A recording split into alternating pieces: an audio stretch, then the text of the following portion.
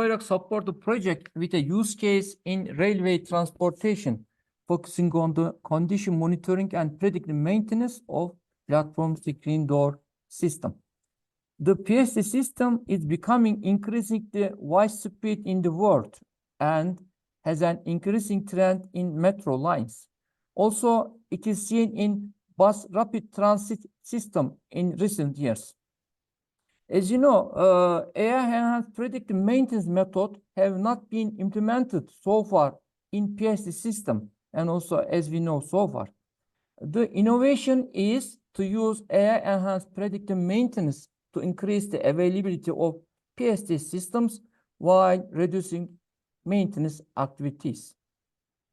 With this project, we aim to improve availability value of platform screen door system from 99.4% to 99.9%.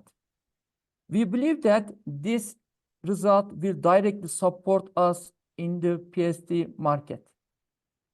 Fortunately, the ECOMAI project was planned and we had the opportunity to be a partner of this project.